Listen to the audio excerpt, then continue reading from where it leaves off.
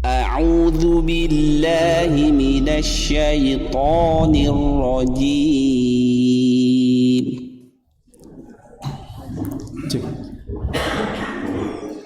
Assalamualaikum warahmatullahi wabarakatuh.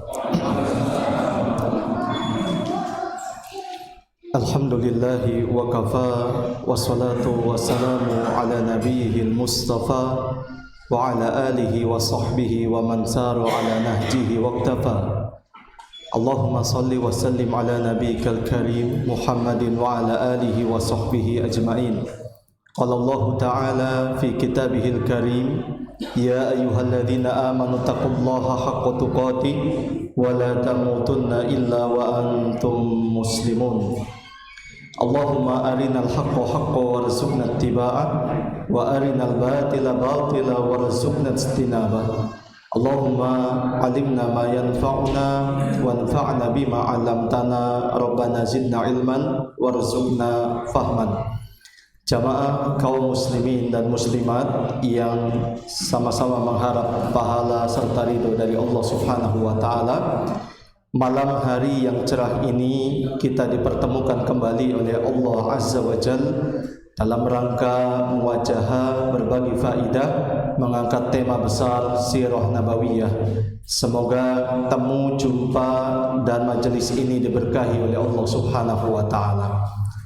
Kita sekarang melanjutkan kembali pembahasan mengenai pelajaran penting dari dakwah jahriyah, lanjutan dari halaman 137, poin D, al-jahru bid da'wati kalau versi Arabnya, dakwah jahriyah, terang-terangan. Pada pertemuan yang lalu, sekilas sebagai prolog atau muqaddimah sejenak, Nabi alaihissalatu wassalam setelah berdakwah sembunyi-sembunyi, kemudian beranjak ke fase berikutnya dengan dakwah jahriyah atau terang-terangan, yang pada masa awal hanya terbatas skalanya untuk keluarga atau kerabat beliau, yang kemudian lanjut kepada seluruh lapisan masyarakat secara terang-terangan, apapun resiko yang akan dihadapi oleh Nabi alaihissalatu wassalam. Dan itu ternyata benar adanya. Ini adalah sunatullah yang akan terus berjalan sampai nanti matahari terbit dari arah tenggelamnya atau menjelang hari kiamat.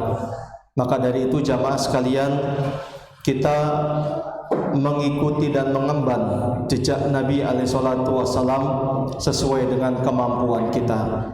Yang dengan harta, maka gunakan itu untuk dakwah.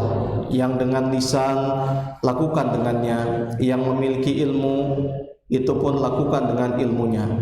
Kita semua memiliki peranan dalam menciptakan dakwah, sebab agama ini dibangun berdasarkan unsur nasihat menasehati atau amar ma'ruf nahi munkar, sebagaimana sabda Nabi alaihissalatu wassalam, ad-dinu an-nasihah, agama adalah nasihat. Bayangkan kalau seandainya tidak ada ruh nasihat, amar ma'ruf nahi munkar di tengah tatanan masyarakat kita, maka terciptalah gejolak. Hak-hak akan dilanggar, kehormatan akan dirampas, yang kuat akan merongrong yang lemah. Kemudian hukum rimba akan berjalan, sehingga kedamaian, kenyamanan, ketenangan tak akan bisa diraih dan tak akan pernah punya mimpi pada setiap insan di muka bumi ini. Akan tetapi Allah Subhanahu wa taala yang Maha Rahman, Maha Rahim, yang Maha mengetahui kebaikan atas ciptaannya, ala ya'lamu man khalaqa wa huwal latiful khabir, memberikan satu regulasi, satu sistem, aturan main dalam kehidupan ini yang kita sebut dengan dinul Islam, agama Islam. Agama Islam ini ibarat kendali, ibarat rem untuk bisa membatasi gerak-gerik hawa nafsu yang sifat dasarnya adalah la ammaratun bisu, selalu mengajak si pemiliknya untuk melakukan perbuatan buruk. Kita tidak bisa mungkin pada saat kita masih hidup menghilangkan nafsu tersebut. Nafsu itu hanya bisa dikendalikan dengan iman. Iman inilah yang kemudian terpancar dari murninya agama Islam. Maka dari itulah Allah Subhanahu wa taala mengutus pada setiap masa era zaman di mana pada saat itu manusia jauh dari nilai-nilai agama. Mereka hidup di sudut-sudut kehidupan yang penuh dengan noda kesyirikan, maksiat dan lain sebagainya. Akan muncul sosok-sosok yang memperbaharui keadaan tersebut. Merekalah orang-orang yang menjadi tauladan dalam agama, dalam akhlak, dalam muamalah. Sebab mereka adalah orang-orang yang dipilih oleh Allah Subhanahu wa taala untuk mengajak kembali manusia kepada fitrah mereka, yaitu mentauhidkan Allah Subhanahu wa taala, untuk menjunjung tinggi nilai-nilai luhur agama dan akhlak, sehingga mereka memiliki satu tatanan hidup yang sesuai dengan keinginan Allah Subhanahu wa taala. Hidup sebagai hamba Allah Subhanahu wa taala yang selalu diridhoi dan selalu dicintai oleh Allah Subhanahu wa taala. Hidup yang senantiasa menghidupkan aura tauhid, hanya menyembah kepada Allah Subhanahu wa taala, tidak menyembah kepada selain Allah Subhanahu wa taala. Inilah hakikatnya dakwah dan inti dari apa yang diserukan oleh para al-anbiya wa rasul alaihi wassalatu wassalam, dari yang pertama sampai kemudian ditutup oleh Nabi kita Muhammad bin Abdullah al-Hashimi al-Qurashi sallallahu alaihi wasallam. Satu warna dakwah mereka yang memiliki kesamaan, yaitu dakwah tauhid, menyeru manusia untuk tauhid kepada Allah Subhanahu wa taala. Meskipun di depan dan di hadapan mereka begitu banyak dan terlalu banyak hadangan, rintangan yang tidak mungkin mereka akan bisa hindari. Ini sudah bagian dari takdir Allah Subhanahu wa taala. Begitu banyak jamaah sekalian, keinginan kita di muka bumi ini yang tidak mungkin bisa kita harapkan itu terjadi. Kadang-kadang apa yang kita inginkan terjadi tidak sesuai apa yang kita harapkan. Takdir Allah Subhanahu wa taala akan terus berlaku, tidak mengikuti keinginan kita, tetapi takdir Allah berjalan sesuai dengan ilmu Allah dan kebijakan Allah Subhanahu wa taala. Persis sebagaimana dalam ungkapan ma kullu ma yatamanna al-mar'u yudrikuhu tajri riyahu bima la tashtahi sufun. Tidak semua apa yang diinginkan atau kita inginkan itu kita akan dapatkan. Tidak semua jamaah sekalian. Tajri riyah, angin akan terus berhembus meskipun bahtera kapal tidak mau berlayar. Sak bodoh kalau bahasa kita, mau berlayar atau tidak, angin akan mengikuti takdir Allah dan perintah Allah Subhanahu wa taala untuk berhembus dan lain sebagainya. Nabi alaihissalatu wassalam menjadi tokoh utama yang saat ini kita angkat pembicaraan dan temanya. Menjadi orang yang begitu tegar dan melawan semua aral rintangan dakwah yang beliau serukan kepada manusia, khususnya pada saat itu skalanya terbatas, orang-orang Quraisy. Dari fase sembunyi-sembunyi sampai akhirnya Nabi mendapatkan perintah untuk mendakwahkan khususnya orang-orang Quraisy secara terang-terangan. Berbagai tantangan, berbagai cobaan dihadapi oleh Nabi alaihissalatu wassalam dan juga para sahabatnya radhiyallahu taala anhum ajma'in. Tak ketinggalan Bilal bin Rabah, bagaimana beliau mendapatkan azab siksa dari Umayyah bin Khalaf. Sampai setengah sadar beliau hanya mengatakan ahad, sehingga beliau mengatakan lau alimtu kalaman agyab ilaikum laqultuhu. Kalau seandainya ada satu ucapan yang bisa membuat kalian lebih marah daripada ucapan saya ahad, saya akan katakan itu kepada kalian. Setiap hari, bahkan saat-saat musim kemarau yang begitu terik panas mataharinya, diseret hanya dengan bertelanjang dada, kemudian dalam keadaan telentang, dadanya ditimpa oleh batu yang besar. Sebut saja Suhaib bin Sinan Ar-Rumi, ketika beliau masuk Islam pun tak ketinggalan nasibnya sama sebagaimana Bilal bin Rabah. Sahabat Ammar bin Yasir dan keluarganya, sampai Yasir pun meninggal di tengah-tengah siksaan yang begitu pedih terhadap beliau. Nabi SAW ketika melewati keluarga Yasir hanya mengatakan sabran ala Yasir fa inna mau'idakumul jannah. Sabar wahai keluarga Yasir, sesungguhnya kalian kelak akan mendapatkan surga. Ibunya Ammar, Sumayyah bin Khayyat radhiyallahu taala anha, wanita pertama yang mati syahid dibunuh oleh Fir'aunnya umat ini, yaitu Abu Jahal. Ammar bin Yasir pun merasakan begitu pedihnya siksaan demi siksaan yang beliau rasakan, sampai setengah sadar beliau mengucapkan nama-nama berhala yang disembah oleh orang-orang Quraisy. Kemudian mendapatkan hatinya begitu sangat sedih, sampai ishtaka ila Nabi alaihi salatu wasallam.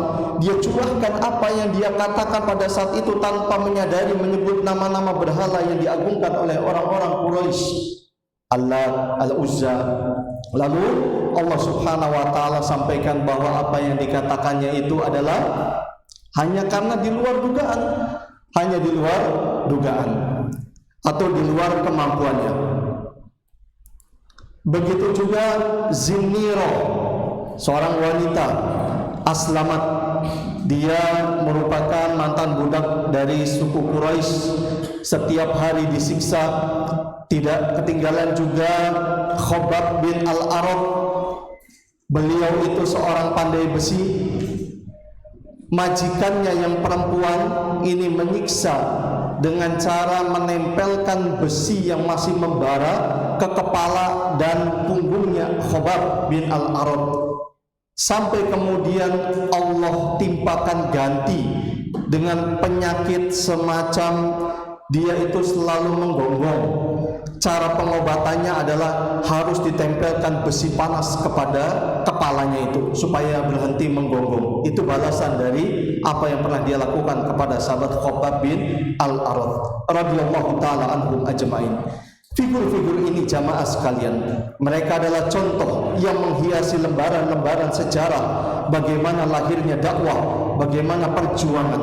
Karena memang dakwah butuh perjuangan dan pengorbanan untuk bisa melebarkan sayap yang kemudian hari Allah Subhanahu wa taala izinkan aroma wangi dakwah Islam pun bisa dihirup oleh manusia, khususnya ke tanah Indonesia ini. Alhamdulillahilladzi bi ni'matihi tatimmus shalihat. Maka dari itu jamaah sekalian, kita memohon kepada Allah Subhanahu wa taala agar kita diteguhkan di atas agama Allah, agar kita senantiasa menjadi orang-orang yang istiqomah sampai nanti ajal menjemput. Allah Subhanahu wa taala firmankan dalam surat Al-Hijr ayat 99, wa'bud rabbaka hatta yatiyakal yakin. Sembahlah Tuhanmu sampai datang kematian, dan jangan sampai kita mati illa wa antum muslimun, kecuali dalam keadaan Islam. Imam An-Nawawi rahimahullahu taala dalam kitab Riyadhus Shalihin, saya lupa keberapa, memberikan satu judul Al-Mujahadah, kita berjuang. Kemudian salah satu kutipan ayat yang beliau cantumkan dalam kitabnya itu dan bab tersebut surat Al-Hijr ayat 99 ini. Semoga kita termasuk hamba-hamba Allah yang mati dalam keadaan muslim dan membawa sunnah Nabi SAW. Amin Allahumma amin. Baik jamaah sekalian, itu sekedar muqaddimah dan prolog sebagai langkah awal untuk kita sambung dengan pembahasan yang sekarang kita akan angkat, halaman 141, hikmah atau pelajaran yang bisa dipetik.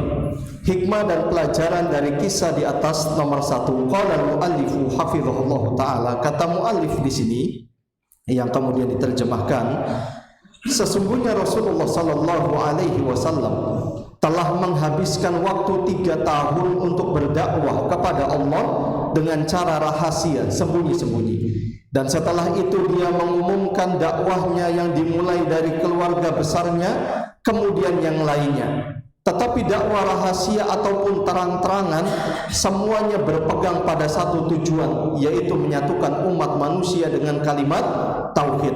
Persatuan apapun jamaah sekalian, dengan slogan-slogan apapun, kiranya tak akan membuat orang itu menjadi baik, tak akan membuat lunak hati orang-orang yang bersatu pada slogan-slogan tersebut, kecuali slogan tauhid, mentauhidkan Allah Subhanahu wa ta'ala.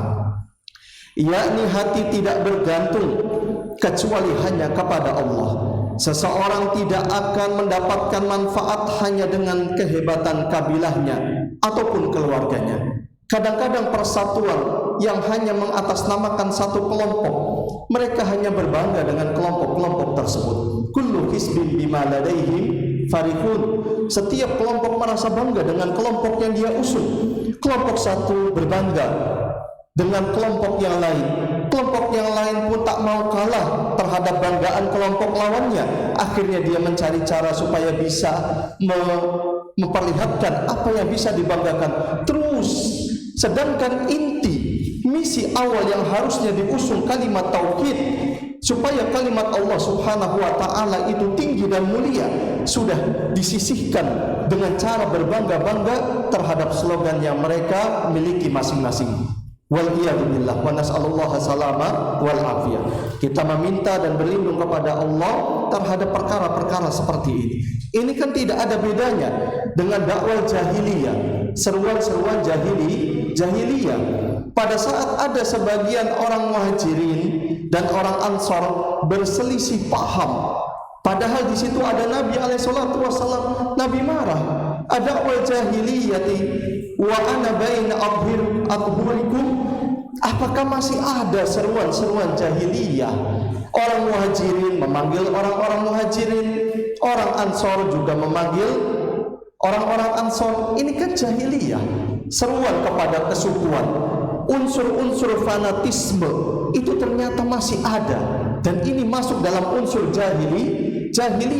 Nabi alaihissalam tidak menoleransi perkara tersebut. Apa saja yang bisa menodai kemurnian agama, yang bisa menodai unsur-unsur kemurnian ukhuwah Islamiyah, langsung dibabat habis sampai ke akar-akarnya oleh Nabi alaihissalam. Nabi orang yang paling cemburu terhadap kemungkaran. Beliau tidak akan biarkan, dan itu tidak boleh bagi Nabi alaihissalam membiarkan kemungkaran yang ada di hadapan beliau. La yajuzu lin nabiyyi tarkul amri bil ma'ruf wan nahi 'anil munkar.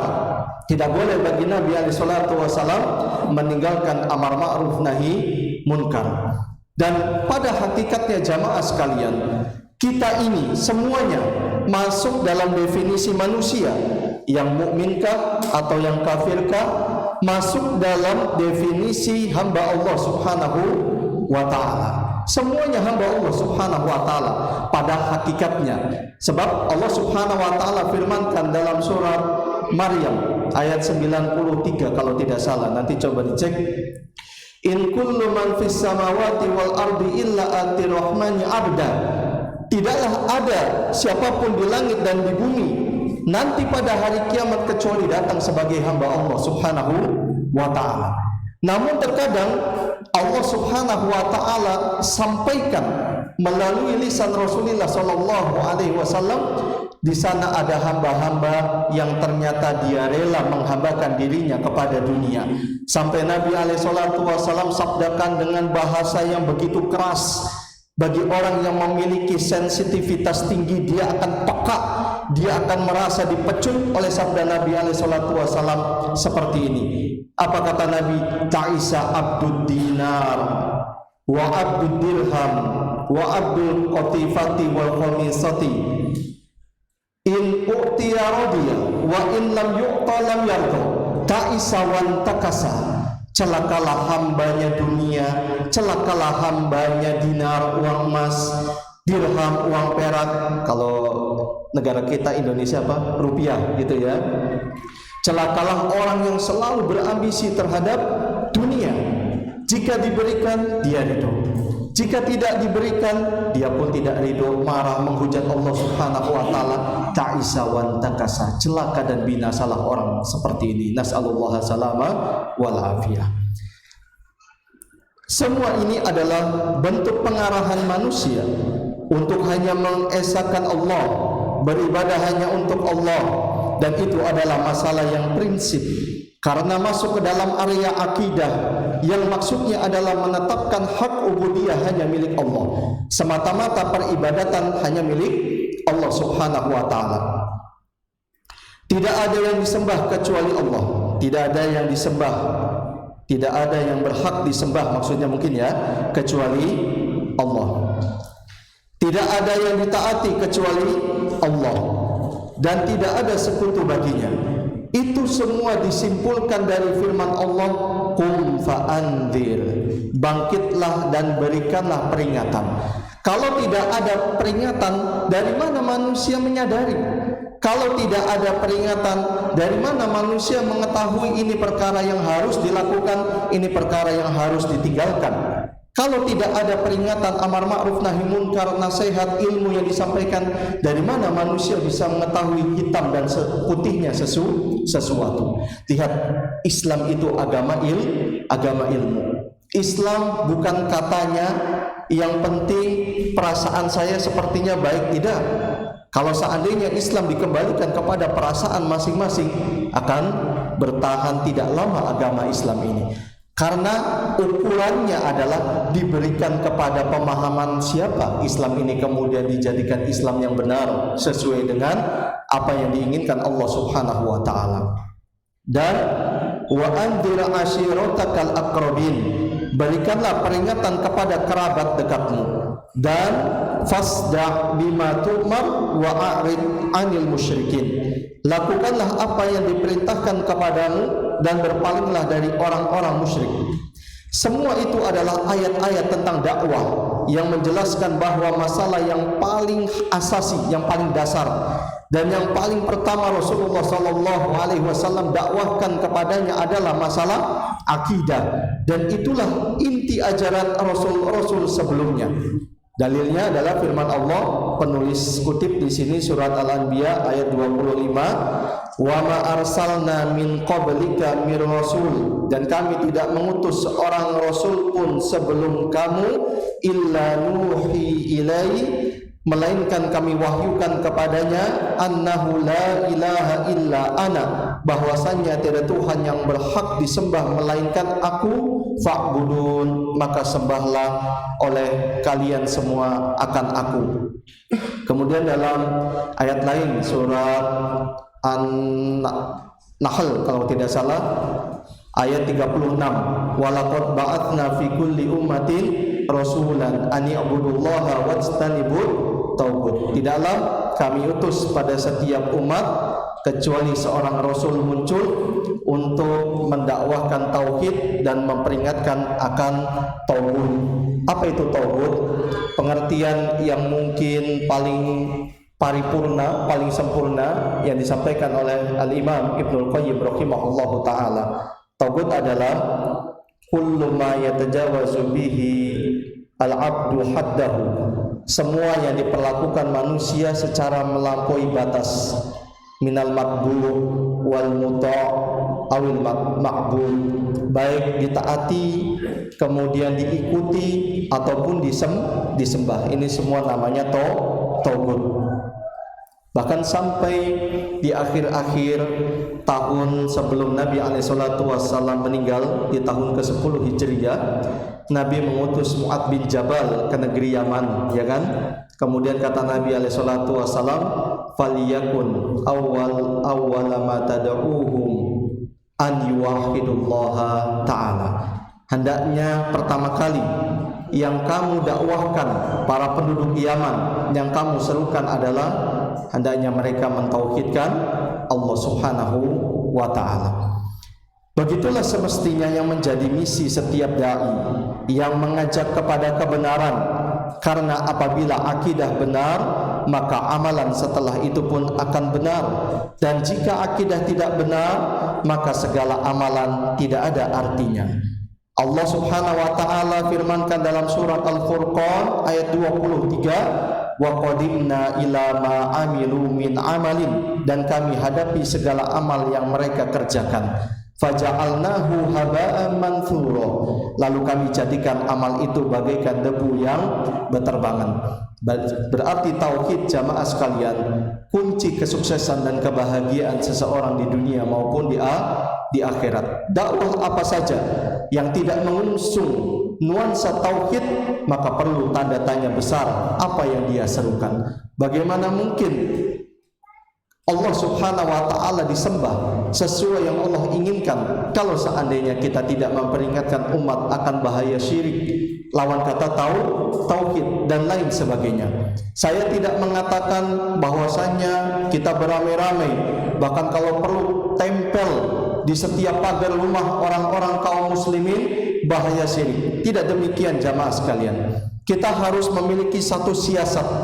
Dengan siasat ini kita harapkan minta kepada Allah subhanahu wa ta'ala target yang hendak kita ingin sampaikan kepada manusia itu menerima penerimaan.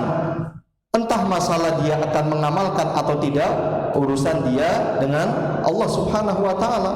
Karena memang yang namanya hidayah, taufik itu murni punya Allah subhanahu wa ta'ala. Kita hanya bisa menyampaikan hidayatul irsyad, hanya bisa menyampaikan sebuah informasi dan ilmu yang mana kita ikuti itu semua jejak atau rekam jejaknya para nabi dan para rasul alaihi wassalatu wassalam. Namun hidayah taufik, hidayah yang kemudian hati ini menerima, itu milik Allah subhanahu wa ta'ala.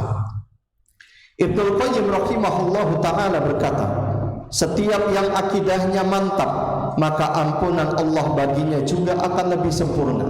Siapa yang datang menemui Allah dan tidak mempersekutukan kepadanya sedikit pun, maka Allah akan mengampuni segala dosa-dosanya bagaimanapun bentuknya, dan Allah tidak akan mengadabnya karena dosa-dosanya tersebut. Termasuk akidah ahlu sunnah wal jamaah, orang yang membawa dosa meskipun dosa besar namun dia tidak membawa syirik, maka semua itu tahta masyiatillah, di bawah kehendak Allah subhanahu wa ta'ala. In ghafara lahu, in sya'a ghafara lahu, wa in sya'a adzabahu. Apabila Allah berkehendak, Allah akan ampuni karena rahmatnya. Apabila Allah berkehendak lain, Allah akan mengadabnya lantaran hikmah dan kebijaksanaan Allah subhanahu wa ta'ala. Itu berarti yang terbaik untuknya. Bukan berarti Allah subhanahu wa ta'ala zalim, tidak. Tidak mungkin sifat ini ada dan kita sematkan kepada Allah subhanahu wa ta'ala. Na'udzubillah min dzalik, tidak mungkin. Sedangkan Allah subhanahu wa ta'ala telah mengikrarkan dan menjanjikan untuk dirinya sendiri dalam hadis qudsi, ya ibadi inni haramtu dzulma ala nafsi wa haramtuhu bainakum fala tadzalamu. Wahai para hambaku, aku haramkan kezaliman atas diriku dan aku haramkan itu atas kalian semua, maka janganlah kalian berbuat zalim. Itulah sebabnya Allah memiliki nama yang lawan kata dari kezaliman, Al-Hakim, yang maha bijaksana. Alaihissallahu biahkamil hakimin, bukankah Allah zat yang maha bijaksana? Dia juga berkata dalam kitab Zadul Ma'ad, karena kemusyrikan, kalau yang saya lihat di versi Arab ini jamaah sekalian dan juga di Zadul Ma'ad, ucapan beliau ini lebih kepada pelakunya. Jadi kalau boleh kita terjemahkan seperti ini, karena orang musyrik itu kalau kita kembali ke versi Arabnya dan Zadul Ma'ad. Sebab kalau kita mengikuti terjemahan ini, seolah-olah yang diangkat itu pekerjaannya, karena kemusyrikan mengandung kejahatan. Betul tidak? Ini lebih mengarah kepada perbuatannya. Sedangkan versi Arabnya, buku ini dan juga Zadul Ma'ad sendiri, itu pelakunya yang diangkat oleh Imam Ibnul Qayyim rahimahullahu ta'ala. Sehingga terjemahannya adalah karena orang musyrik, pelakunya sendiri adalah makhluk jahat nan jelek. Seperti itu terjemahannya. Jahat dari jenisnya. Maksud dari jenisnya, jenis makhluk. Dia termasuk makhluk yang jahat ini, yang jelek. Dan zatnya, maksud zatnya adalah ya orangnya itu, pribadinya itu jelek. Jadi orang musyrik itu, kata Imam Ibnul Qayyim rahimahullahu ta'ala, memiliki kejelekan dan kejahatan dari dua aspek. Dari jenisnya, karena dia termasuk jenis makhluk dari manusia, dan dari zatnya, pribadinya sendiri jelek, jahat. Bisa dipahami ucapan Imam Ibnul Qayyim? Maka rahimahullah ta'ala, maka neraka tidak bisa membersihkannya Bahkan seandainya dikeluarkan dari neraka, maka jenis kesyirikan itu akan kembali seperti semula. Waliyadzubillah. Karena memang syirik ini luar biasa, kezaliman yang paling besar di sisi Allah yang dilakukan oleh seorang hamba. Sampai-sampai Luqman itu mengingatkan, ya bunayya la tusyrik billah inna syirka la dzulmun adzim. Wahai anakku tercinta, jangan engkau berbuat syirik, lantaran syirik itu kezaliman sangat besar di hadapan Allah Subhanahu wa taala.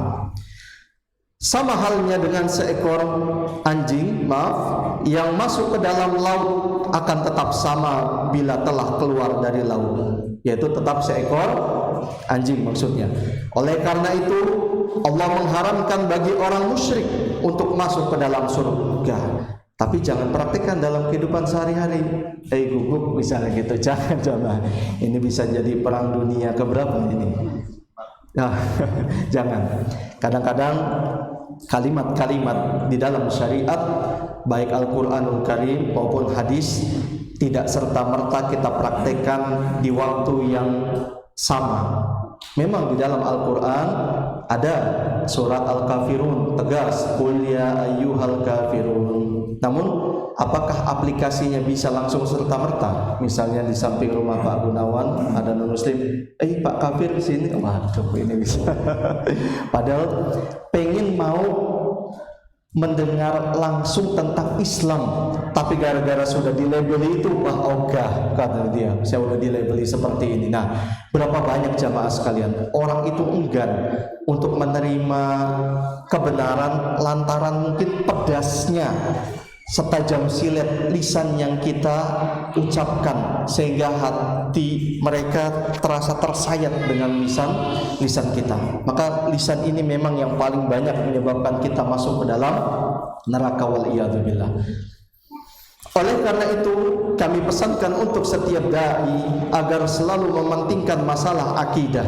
Mulailah dari masalah akidah, perbaiki akidah manusia, karena merupakan masalah yang asasi bagi setiap yang mengikuti dan meniti jalan Rasulullah sallallahu alaihi wasallam. 13 tahun di kota Mekah, 10 tahun di kota Madinah, genap 23 tahun dakwah Nabi, dakwahnya dipenuhi dengan akidah. Meskipun nuansanya mungkin nuansa fikih, nuansa lain sebagainya, muamalah, tapi tidak pernah lepas dari masalah akidah. Ini menunjukkan kepada kita akidah tidak boleh hilang sampai kapanpun, karena akidah ini menjadi tolak ukur sukses tidaknya kehidupan kita, diterima tidaknya amal ibadah kita oleh Allah Subhanahu wa taala. Yang kedua, memulai dari kerabat dekat, walaupun pada hakikatnya Rasulullah sallallahu alaihi wasallam adalah milik umat, adalah untuk menunjukkan tingkat tanggung jawab setiap individu yang mesti dimulai dari keluarga dan kerabat dekat. Karena seorang akan bertanggung jawab tentang keluarganya, anak-anaknya dan istrinya, orang tuanya dan kerabat dekatnya. Setiap yang mengingat firman Allah, wa anzir ashiratakal aqrabin, dan berikanlah peringatan kepada kerabat dekatmu, dia akan mengetahui bahwa seorang dituntut memberikan perhatian yang lebih besar terhadap keluarganya dalam berdakwah. Akan tetapi justru beberapa orang malah mengabaikan keluarganya dan sibuk berdakwah mengajak selain mereka. Nasallallahu salama wal afiyah. Semoga kita diberikan kekuatan oleh Allah juga berdakwah kepada keluarga kita. Cara seperti ini sebenarnya adalah mengabaikan prioritas tanggung jawab yang harus disandingkan antara kerabat dekat dan manusia secara keseluruhan. Sebab Nabi mengingatkan kita, kullukum ra'in wa kullukum mas'ulun an ra'iyati. Setiap kalian adalah pemimpin dan masing-masing akan ditanya tentang orang yang dipimpinnya. Laki-laki sebagai nahkoda dari bahtera rumah tangganya, dia akan ditanya tentang kepemimpinannya dari orang-orang yang di bawah kepemimpinannya. Seorang istri akan ditanya oleh Allah Subhanahu wa taala bagaimana dia menjaga harkat martabat kehormatan dirinya sebagai seorang wanita sekaligus seorang istri ataupun ibu. Bagaimana dia memanage harta suaminya, bagaimana dia mendidik anak-anak yang dititipkan oleh suaminya ketika suaminya berperang, kemudian bergulat dengan teriknya panas matahari, dinginnya malam yang begitu mencekam sampai menusuk tulang. Bagaimana dia mendidik anak-anaknya? Seorang anak pun demikian, mendapatkan tanggung jawab dan akan dimintai tanggung jawab bagaimana dia menjaga nama baik keluarganya, bagaimana menjaga nama baik orang tuanya, bagaimana dia berhadapan dengan perintah kedua orang tuanya. Apakah dia berbakti di saat dia sudah mampu untuk bisa membuktikan baktinya kepada orang tua sebagai balas budi yang mungkin itu belum bisa membalas budi secara sepenuhnya pada saat dulu dia masih kecil, dirawat, diasuh, diberikan sepenuh kasih sayang orang tuanya kepada dirinya. Semua masing-masing akan diminta pertanggungjawabannya oleh Allah Subhanahu wa taala.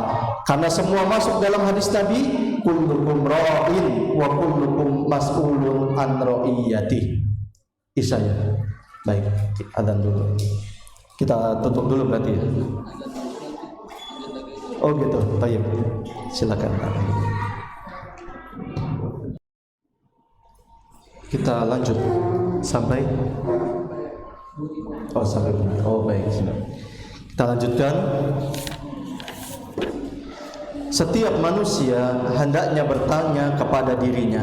Penulis mengajak kita masing-masing jamaah sekalian, bukan menunjuk siapa-siapa, tapi kita sendiri bertanya kepada diri kita sendiri. Apa yang telah dirinya lakukan terhadap anak-anak dan istrinya yang berada di bawah kekuasaannya? Apakah ia memerintahkan mereka lalu mereka menaati, dan mencegah mereka lalu mereka mematuhi? Apakah sang ayah memerintahkan dalam hal ketaatan serta melarang dari yang maksiat, atau mereka lalai dalam masalah ini? Kita berlindung kepada Allah dari kelalaian amar ma'ruf nahi munkar kepada keluarga kita sendiri. Allah Subhanahu wa taala berfirman dalam surat At-Tahrim ayat ke-6, ya ayyuhalladzina amanu, wahai orang-orang yang beriman, qu anfusakum wa ahlikum naro, jagalah diri dan keluargamu dari api neraka. Wa quduhan nasu wal hijar, bahan bakarnya manusia dan batu. Alaiha malaikatun giladun shidadun la ya'sunallaha ma amaruhum wa yaf'aluna ma yu'marun.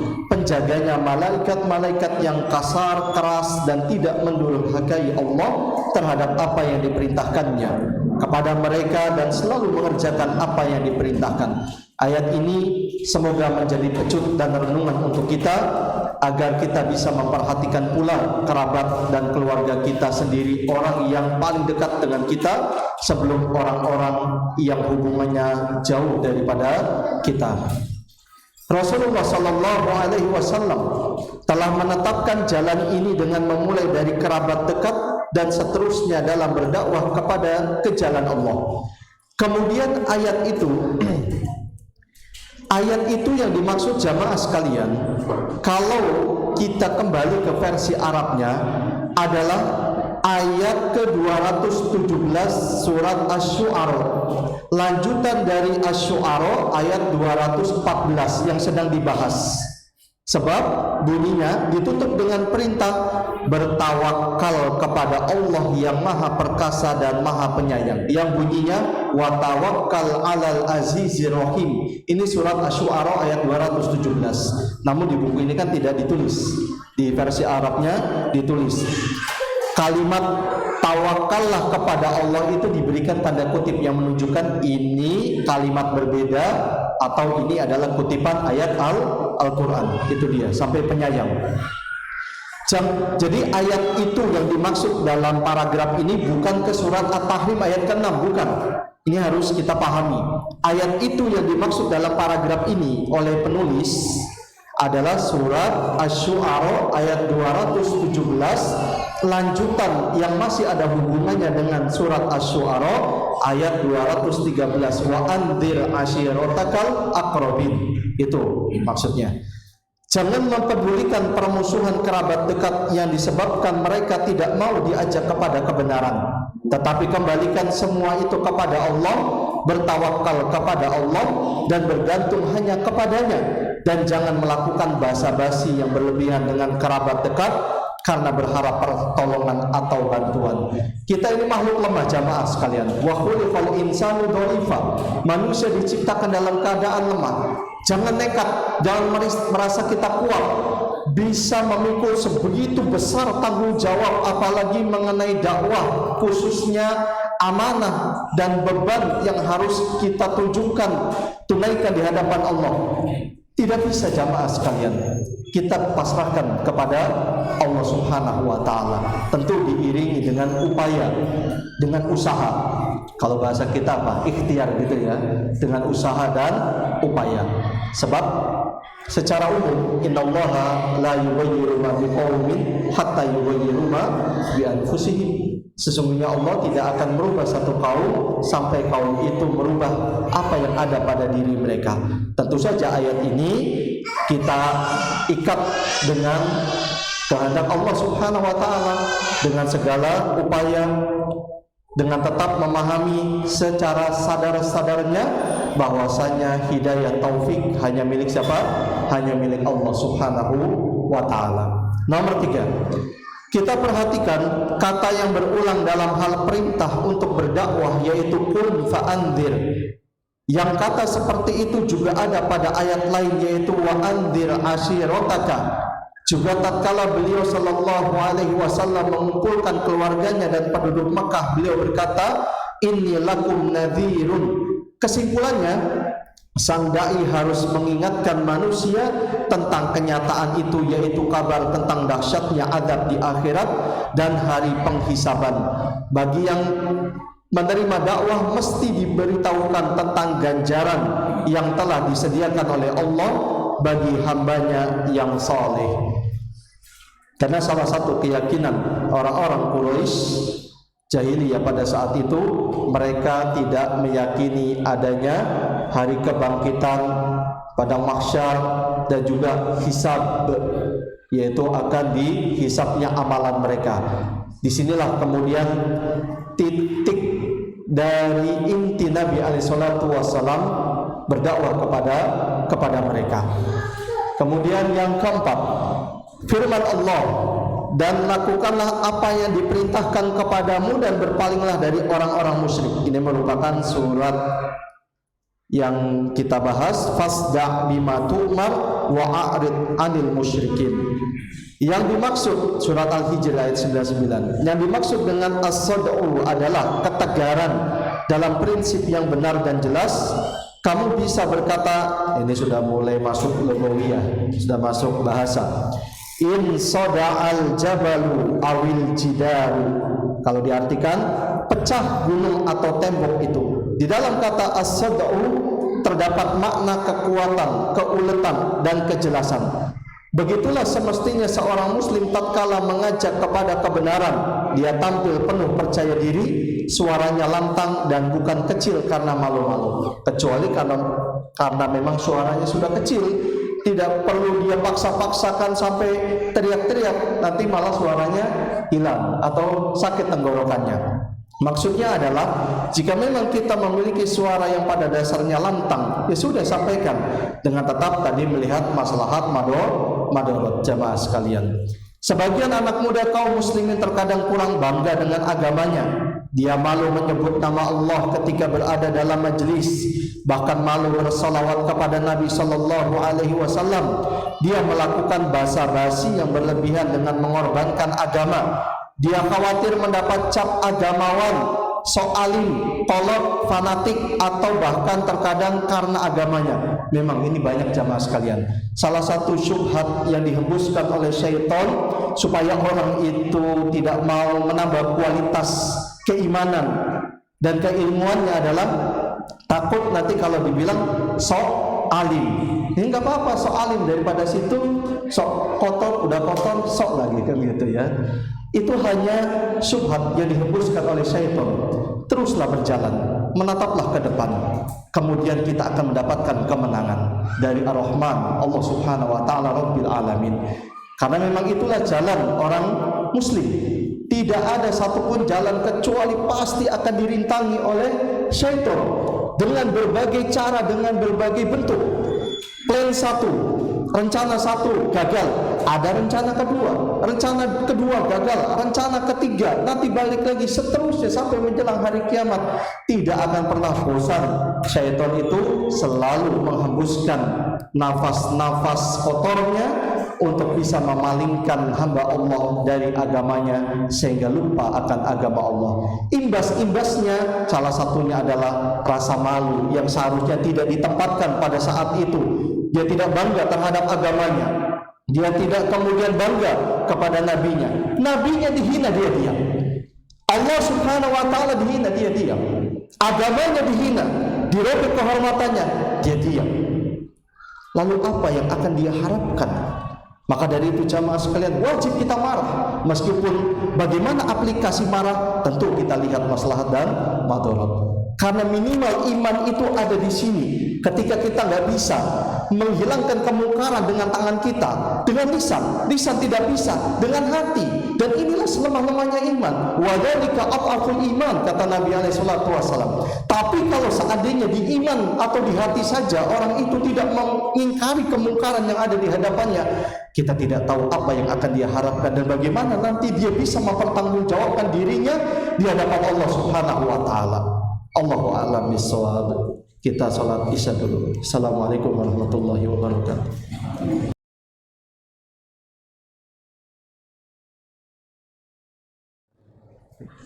Assalamualaikum warahmatullahi wabarakatuh. Bismillah wassalatu wassalamu ala Rasulillah wa ba'd. Kita lanjutkan, sudah sampai di halaman 145. Qala al-mu'allifu hafizahullah ta'ala, Ibnul Qayyim rahimahullah setelah membagi manusia ke dalam 4 macam berkata, seorang yang dekat dengan Allah baik ketika sendirian ataupun bersama orang banyak, maka itulah orang yang jujur dan cinta Allah. Ini jenis yang pertama. Seseorang yang kelihatan soleh, dan kita berharap semoga termasuk golongan yang pertama ini, amin ya rabbal alamin. Seseorang yang kelihatan soleh bila bersama orang banyak dan kehilangan kesolehan tatkala sendirian, maka itu adalah orang yang sakit. Yang kedua ini, jenis yang kedua. Kita berlindung kepada Allah dari jenis yang kedua. Dan siapa yang kehilangan kesolehan baik ketika sendiri ataupun orang banyak, maka itulah orang yang telah mati dan terabaikan. Ini lebih parah juga. Dalam keadaan sendiri ataupun banyak orang, dia tidak soleh. Na'udzubillah min dzalik. Kita berlindung juga kepada Allah terhadap jenis yang ketiga ini. Namun bagi orang yang hilang kesolehan ketika bersama orang lain dan menemukan kesolehan itu ketika sendirian, maka orang tersebut orang yang jujur namun lemah. Ini jenis yang keempat. 4 jenis ini dari mana kita masuk? Maka kita introspeksi dan bercermin terhadap 4 macam jenis manusia yang dijelaskan oleh Imam Ibnul Qayyim rahimahullah ta'ala ini. Mudah-mudahan kita termasuk golongan orang yang pertama. Mau sendirian maupun bersama orang lain, kita tetap soleh, kita tetap bertakwa kepada Allah subhanahu wa ta'ala. Orang terkadang bisa soleh di hadapan manusia lain karena saat itu suasana sedang menarik jiwanya untuk bisa bersemangat melakukan apa yang dilakukan teman-temannya saat bersama-sama. Tetapi saat sendirian tak ada faktor kecuali dia betul-betul memanfaatkan apa yang ada di dalam jiwanya berupa keimanan. Disinilah terjadi pergulatan dan pergolakan hebat antara hati keimanan dengan hawa nafsu, belum dibantu oleh musuh bebuyutan kita, syaitan. Oleh karena itu sangat hebat kiranya orang yang bisa melakukan pemantapan keimanan baik dikala sendiri maupun saat bersama orang lain, khususnya seorang diri. Kita hampir ingat hadis populer yang disampaikan Nabi alaihissalatu wassalam, 7 golongan yang akan dinaungi oleh Allah saat itu, la dhilla illa dhillullah. Tidak ada naungan, perlindungan kecuali perlindungan siapa? Allah subhanahu wa ta'ala. Lalu di akhir hadis itu Nabi menyebutkan orang yang ketujuh dengan ciri wa rajulun dzakarallaha khaliyan fafadat ainah. Dan pemuda dalam keadaan sendiri, dia berzikir, ingat kepada Allah, ingat akan keagungan Allah dan ciptaannya yang begitu besar. Dia pun menangis berharap atas apa yang Allah janjikan berupa surga untuknya. Dia pun ingat akan dosa-dosa, kemudian dia minta ampun kepada Allah. Dengan itu meneteslah air mata dari keduanya. Inilah pemuda yang hebat. Pemuda-pemuda seperti ini yang menjadi harapan generasi sebelumnya, generasi orang-orang tua.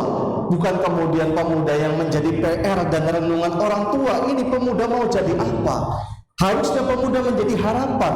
Inilah dia pemuda yang akan memikul beban melanjutkan estafet dakwah kita, yang akan bisa memberikan dan menunjukkan peradaban baru, yang akan menunjukkan kepada umat-umat lain Islam itu punya izzah, Islam itu punya kemuliaan. Apa yang dilabeli orang-orang yang benci kepada Islam, yang katanya Islam itu teroris, anarkis, dan is semua, pemuda ini yang akan menjadi harapan, yang menjadi bibit-bibit unggul, menampakkan kemuliaan yang pernah dulu ditampakkan oleh generasi sebelumnya, para sahabat radhiyallahu taala anhum ajmain. Maka dari itu pemuda yang sekarang ini hidup, apabila ingin meraih kemuliaan yang dulu pernah diraih oleh generasi awal, hendaknya mereka bercermin bagaimana peri kehidupan yang mereka ciptakan pada generasi pertama dulu. Sebab kepada mereka turun Al-Quran, mereka melihat langsung bagaimana Nabi SAW bersabda dan mempraktekkan semua apa yang diperintahkan oleh Allah Subhanahu wa Ta'ala. Kepada mereka turun sebuah rekomendasi dan ujian, kuntum khairu ummatin, kalian adalah sebaik-baik umat ukhrijat linnas, yang dikeluarkan untuk manusia. Tidak akan mungkin umat belakangan termasuk kita ini bisa menjadi baik, bisa menjadi soleh, kecuali faktor-faktor yang menjadi generasi pertama itu baik dan soleh. Kalau kita nggak mau mengacu kepada mereka, kalau kita nggak mau menjadikan mereka tolak ukur dan timbangan, bagaimana bisa kita akan meraih kemuliaan? Bagaimana mungkin mata dunia akan melihat dengan penuh hormat, penuh Islam ini wibawa, tapi sekarang ini kenyataan ternyata berbeda dengan apa yang diharapkan jamaah sekalian.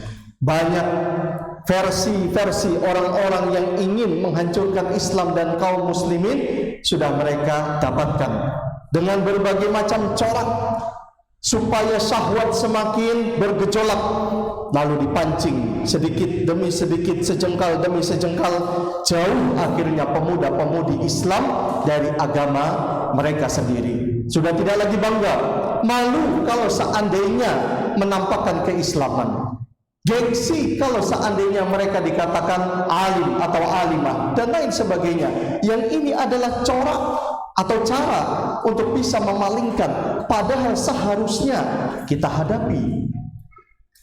Karena memang demikianlah cara untuk kita mengembalikan kemuliaan, pasti akan ada aral rintangan. Itu PR untuk kita semua jamaah sekalian, bukan hanya para guru yang ada di sekolah.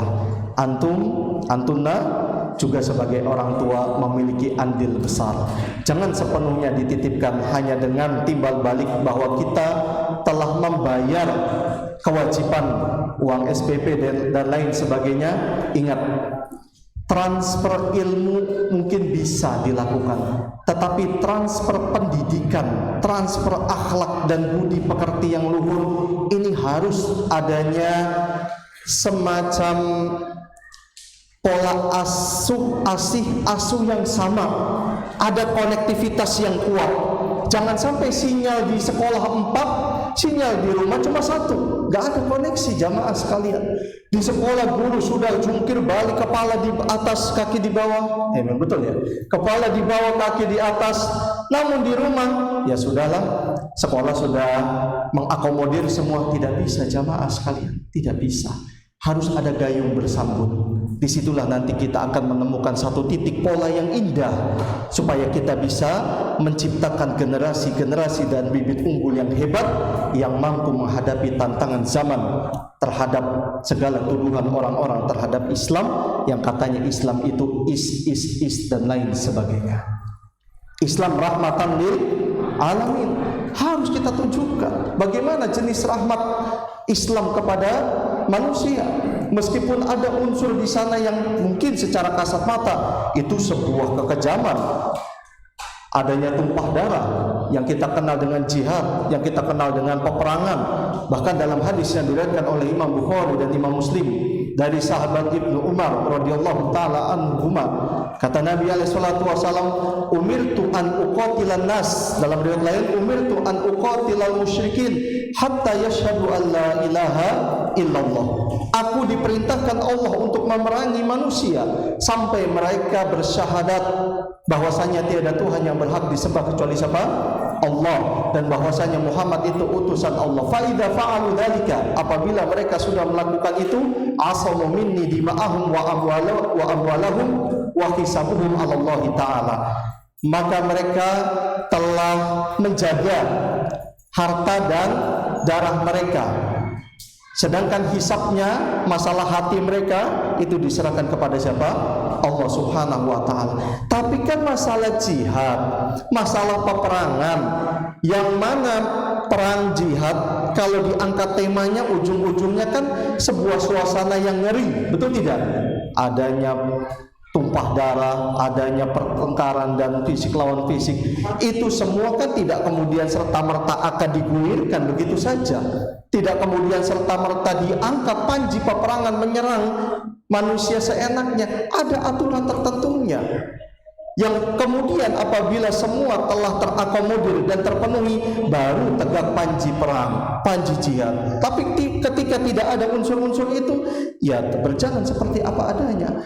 Maka dari itu jamaah sekalian, ini PR kita. Bagaimana manusia itu harus melihat kacamata terhadap Islam dari keseluruhan, bukan yang serem-seremnya saja. Kalaupun Islam itu bisa membuka dan menaklukkan beberapa negeri, tetapi yang ditaklukkan penduduknya itu dimanusiawikan. Diajak Islam, kalau mau alhamdulillah monggo, kalau tidak mau jizyah. Keselamatan keamanan mereka dan keadilan yang akan mereka dapatkan sama sebagaimana keadilan yang diberlakukan kepada kaum muslimin, betul tidak? Kan seperti itu. Nah, ini adalah PR kita bersama jamaah sekalian. Semuanya, segala lapisan masyarakat, generasi-generasi sekarang ini, mohon maaf yang sudah menua, baik gak ucapan saya, yang orang tua, ya sudah menua, sudah senior, maka punya PR besar. Anda wahai para pemuda, jangan menambah PR lagi bagi orang tua kita. Aduh, sampai geleng-geleng kepala, tangan kanan di kepala kanan, tangan kiri di tangan kiri sambil geleng kepala, koyo di sana sini. Justru jadilah pemuda sebagai harapan agama ini yang akan bisa melanjutkan nanti di kemudian hari. Masalah yang kita hadapi bersama orang yang jujur, yang lemah, mengkhususkan poin yang terakhir ini, yang keempat, adalah bagaimana memahamkan mereka tentang arti dari firman Allah, fasda bima tu'mar, maka serukanlah apa yang diperintahkan kepadamu.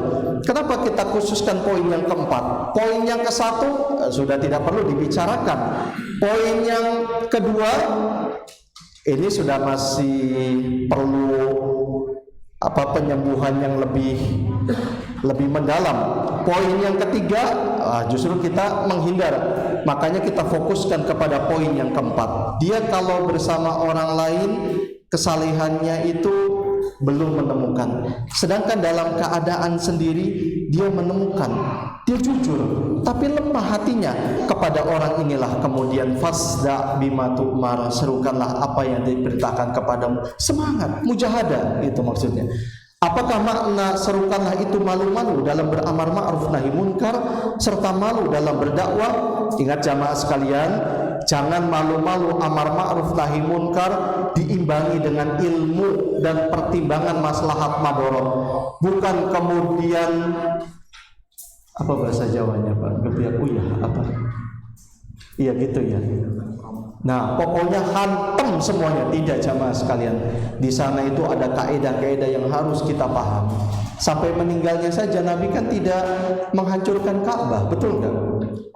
Kata Nabi alaihi salatu wasallam, walau la hudatsa'u qaumiki bi kufrin, kepada ibunda Aisyah radhiyallahu taala anha, la hadamtul baita wa la banaitu ala asasi Ibrahim alaihi salam. Kalau seandainya kaum muslimin ini bukan orang-orang yang baru masuk Islam, saya akan hancurkan Ka'bah dan saya bangun kembali sebagaimana yang pernah dibangun oleh Nabi Ibrahim alaihissalam. Tapi tidak Nabi lakukan. Sekarang juga tidak dilakukan kan oleh pemerintah kerajaan Arab Saudi, karena khawatir fitnahnya besar. Menutup situs-situs bersejarah saja viral banget, apalagi netizennya dari warga plus 62 gitu ya. Warga Indonesia, waduh, netizen Indonesia itu ditakuti ternyata jamaah sekalian sama netizen luar negeri. Hebat, berarti Indonesia punya keunggulan dalam hal ini. Tinggal bagaimana keimanan dan keislamannya harus diperlihatkan. Masya Allah, ngeri pokoknya dengar tajam-tajamnya lisan warga plus 62 katanya. Masya Allah, setajam silet. Masya Allah. Apakah ketahuilah bahwa Al-Quran telah mendidik umat ini untuk memiliki kemuliaan dengan kebanggaan terhadap Islam. Allah subhanahu wa ta'ala firmankan dalam surat An-Nisa ayat 138 sampai 140. Basyiril munafiqina bi anna lahum adzaban alima. Kabarkanlah kepada orang-orang munafik bahwa mereka akan mendapatkan siksa yang pedih. Alladzina yattakhidunal kafirina awliya'a min dunil mu'minin, yaitu orang-orang yang mengambil orang-orang kafir menjadi teman-teman penolong dengan meninggalkan orang-orang mukmin. Ayabtaguna indahumul izzata fa innal izzata lillahi jami'a. Apakah mereka mencari kekuatan di sisi orang kafir itu? Maka sesungguhnya semua kekuatan kepunyaan Allah. Wa qad nazzala 'alaikum fil kitab an idza sami'tum ayatillahi yukfaru biha wa yustahza'u biha fala taqulu ma'ahum hatta yahudu fi haditsin ghairi. Innakum idza mithluhum innallaha jami'ul munafiqina wal kafirina fi jahannam jami'a. Na'udzubillahi min jahannam. Dan sungguh Allah telah menurunkan kekuatan kepada kamu di dalam Al-Quran, bahwa apabila kamu mendengar ayat-ayat Allah diingkari dan diolok-olok oleh orang-orang kafir, jangan duduk bersama mereka sehingga mereka memasuki pembicaraan yang lain. Karena sesungguhnya kalau kamu berbuat demikian, tentulah kamu serupa dengan mereka. Sesungguhnya Allah akan mengumpulkan semua orang-orang munafik dan orang-orang kafir di dalam jahanam. Hati-hati jamaah sekalian memilih teman. Carilah teman yang soleh, yang baik, yang ucapannya dijaga. Karena pribadi kita itu salah satu faktor yang akan membentuk keberadaan teman kita. Nabi alaihi salatu wasallam ingatkan, almar'u ala dini khalilihi falyanzur man yukhalilu. Orang itu tergantung temannya, maka lihatlah siapa yang kamu jadikan teman. Abu Thalib sampai matinya nggak mau masuk Islam lantaran nggak enak sama teman-teman, nggak enak karena suku dan agama nenek moyangnya, semua karena pergaulan lingkungan. Kita memang hidup di zaman yang penuh dengan fitnah, maka dari itu kita minta supaya Allah subhanahu wa ta'ala senantiasa memberikan kekuatan dan keteguhan dalam hati dan iman kita. Saya ini maksudnya penulis, termasuk orang yang sangat terperangah itu apa? Takjub ya, takjub, terpanah gitu, terperangah, memperhatikan loyalitas dan kualitas iman yang dimiliki oleh para tukang sihir Fir'aun. Mereka datang untuk membela Fir'aun dan memusuhi Musa alaihi salam di awal pertama kali pertemuan mereka. Allah firmankan dalam surat Asy-Syu'ara ayat 41-42, falamma jaa as-saharatu qalu li fir'auna a inna lana la ajran in kunna nahnul ghalibin. Maka tatkala ahli sihir datang, mereka pun bertanya kepada Fir'aun, apakah kami sungguh mendapat upah yang besar jika kami adalah orang-orang yang menang? Jadi ada semacam kompetisi hebat-hebatan masalah sihir. Di zaman Nabi Musa itu sangat dibanggakan tukang sihir. Umumnya kalau kita melihat sebuah sejarah, diutusnya para nabi itu memiliki mukjizat sesuai dengan apa yang saat itu sedang diagungkan oleh manusia, oleh kaumnya. Nabi Isa sangat mengagungkan sekali dunia kedokteran. Nabi SAW bahasa mereka banggakan, syair-syair dan lain sebagainya. Nabi Musa sihir yang diagungkan. Qala na'am, Fir'aun menjawab, ya wa innakum idzal laminal muqarrabin. Kalau demikian sesungguhnya kamu sekalian benar-benar akan menjadi orang yang didekatkan kepadaku.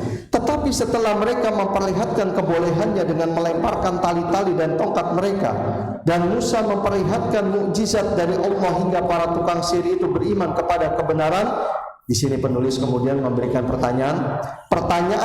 Pertanyaannya adalah, apakah mereka setelah itu menjadi mukmin yang lemah? Kalla, kata penulis, sekali-kali tidak. Bahkan mereka mengatakan kebenaran dengan bangga. Allah Subhanahu wa taala firmankan dalam surat Asy-Syu'ara ayat 46 sampai 49, faulqiyas saharatu sajidin. Tersungkurlah para ahli sihir itu bersujud kepada Allah. Qalu, mereka berkata, amanna bi rabbil alamin. Kami beriman kepada Tuhan semesta alam, Rabbi Musa wa Harun, Tuhannya Musa dan Harun. Qala, siapa yang berkata di sini? Fir'aun. Amantum lahu, apakah kamu sekalian beriman kepada Musa?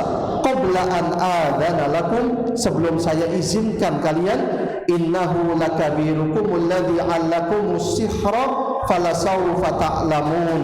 Sesungguhnya dia benar-benar pemimpinmu yang mengajarkan sihir kepadamu. Maka kamu nanti pasti benar-benar akan mengetahui akibat perbuatanmu. Apa imbas yang akan mereka dapatkan dari ancaman Firaun ini? La uqatti'anna aydiyakum wa arjulakum min khilaf wa la usallibannakum ajma'in.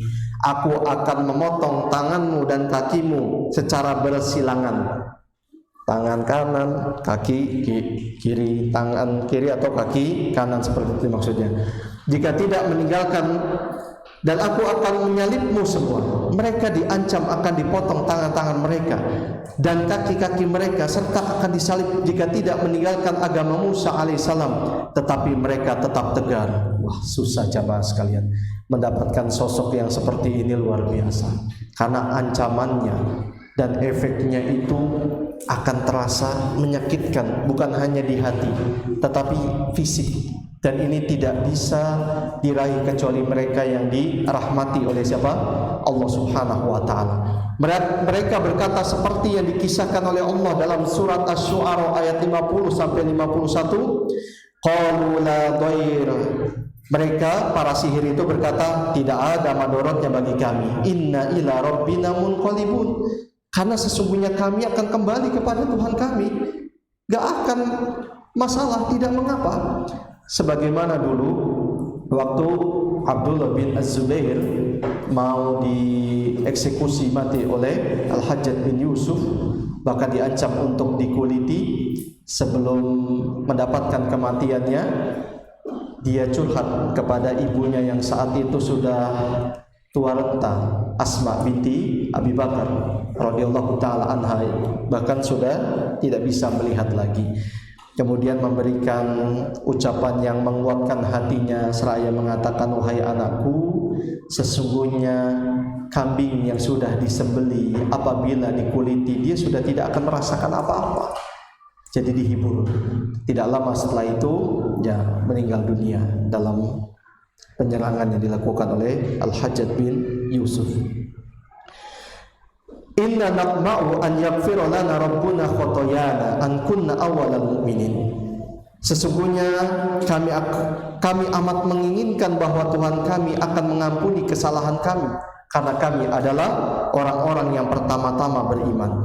Begitulah mereka mengaplikasikan keimanan mereka dengan tegar. Sama sekali mereka bukanlah orang mukmin lemah yang malu menampakkan keimanannya, hingga seakan-akan mereka berada dalam kebatilan dan selain mereka yang berada dalam kebenaran.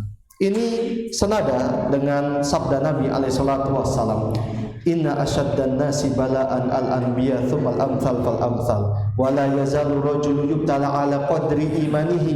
Dalam riwayat lain, wa la yazalu rajulu yubtala ala qadri dinihi. Manusia yang paling hebat cobaannya adalah para nabi, para rasul alaihi wassalatu wassalam. Kemudian orang yang di bawahnya, orang yang di bawahnya. Dan terus Allah akan menguji hambanya sesuai dengan kadar keimanan dan agamanya. Hadis ini janganlah kemudian kita persempit maknanya, membuat hati kita lalu turun semangat untuk bisa meningkatkan kualitas grafik keimanan, ketakwaan kita di sisi Allah Subhanahu wa taala. Justru hadis ini harusnya menjadi penghibur kita. Ambil kalimat pertama yang disabdakan oleh Nabi. Sesungguhnya manusia yang paling hebat siksaannya itu para nabi. Ini hiburan untuk kita, pelipur lara bagi hati kita yang mungkin sedang sedih. Jangan kemudian tenggelam dalam kesedihan, larut dalam kepiluan, hanyut dalam perasaan kita orang yang paling merana di muka bumi ini. Cobaan saya tuh kayaknya berlipat ganda. Oh tidak, di sana masih ada orang yang musibahnya jauh lebih besar. Lihat para nabi, para rasul. Hadis ini mengajarkan kita seperti itu. Maka salah satu cara jamaah sekalian agar hati kita kembali naik lagi, kemudian kita bersemangat kembali, adrenalin dakwah dan adrenalin iman kita pun kembali kemudian berkobar lagi.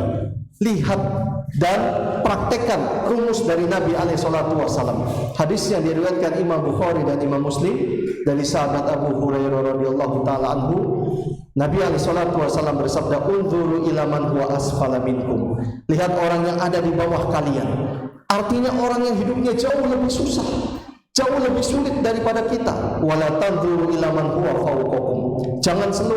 Jangan melulu kita lihat orang yang hidupnya di atas kita. Artinya orang yang selalu bergelimangan dengan kenikmatan dunia, habis gak ada habisnya, maksudnya ya, gak ada habis-habisnya. Kita seperti itu. Kita membandingkan dengan orang yang hidup dunianya itu selalu berkembang. Yang ada kita akan menghujat Allah Subhanahu wa taala. Limana? Kenapa? Dan terus kenapa? Padahal masih banyak keran-keran nikmat Allah yang harusnya kita syukuri. Tadi diingatkan kalau tidak salah dalam surat Duha rakaat pertama, wa amma bi ni'mati rabbika fahaddits. Ceritakan nikmat Allah. Banyak nikmat Allah, nikmat iman, nikmat sehat. Padahal dua nikmat ini yang ternyata kata Nabi, nikmatani maqbulun fihi ma katsirun minan nas, as-sihat wal faragh. Dua nikmat yang kebanyakan manusia itu lalai, nikmat sehat dan nikmat waktu luang. Ada orang percaya atau tidak, terserah, percaya hanya kepada Allah tentunya.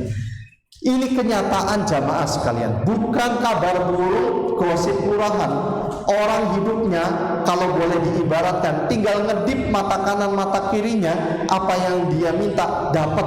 Tetapi bersamaan dengan itu badan ini nggak bisa mendukung. Dia mengidap penyakit yang nggak boleh makan sembarangan, makan ala kadarnya, nasi yang harus diproses. Pokoknya dia sangat-sangat kehilangan selera untuk makan itu saja. Bayangkan, itu saja. Mana harta yang berlimpah, mana kedudukan yang dimiliki, mana predikat dan ketokohan yang disematkan masyarakat kepada dirinya, semua itu tidak bisa dia dapatkan. Padahal orang lain yang mungkin kemewahannya tidak seperti dirinya, hartanya yang banyak tidak seperti yang dia miliki, tapi begitu lahap nasi padang oke, gado-gado ya lahap, apalagi pecel tidak masalah ya Pak Gung, mendoan, tahu mendoan? Nasi megono, tahu nasi padang megono? Itu kampung ibu saya di Pekalongan. Apalagi lain sebagainya. Makanya ketika orang ini melihat, ya Allah, bukan sebagian lagi, hampir sepenuh kebahagiaan saya tidak bisa saya rasakan. Karena dia hanya terbaring dalam pembaringan, lemas, padahal uangnya seabrek-abrek. Maka kita syukuri ini jamaah sekalian. Nikmat sehat, nikmat waktu luang.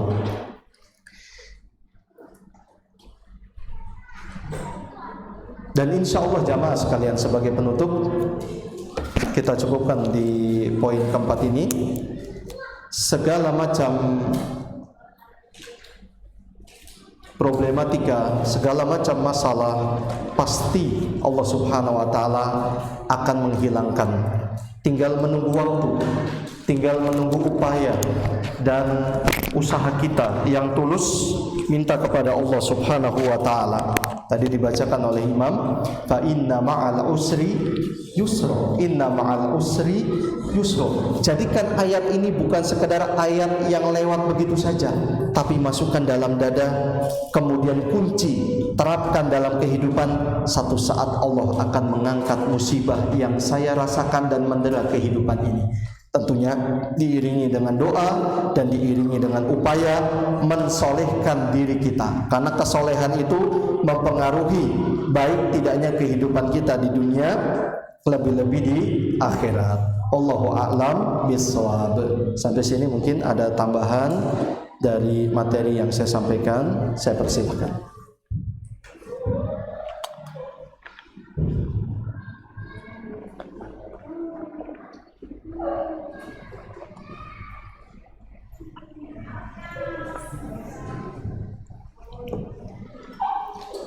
Tidak ada? Atau saya yang bertanya? Yang bisa jawab pulang, yang bisa jawab pulang. Dulu waktu saya SD, SMP begitu. Alhamdulillah, meskipun saya termasuk yang terakhir pulang, tapi akhirnya Allah izinkan saya pulang juga gitu. Apalagi kalau sudah ketemu pelajaran matematika, aduh, inilah. Mau nyontek nggak boleh. Insyaallah. Baik, kalau tidak ada pertanyaan, kita cukupkan sampai di sini. Kurang lebihnya mohon maaf jamaah sekalian, kaum muslimin dan muslimat, a'azakumullah. Semoga bermanfaat. Wa sallallahu wasallam ala nabiyina Muhammad wa ala alihi wa sahbihi ajma'in. Assalamualaikum warahmatullahi wabarakatuh.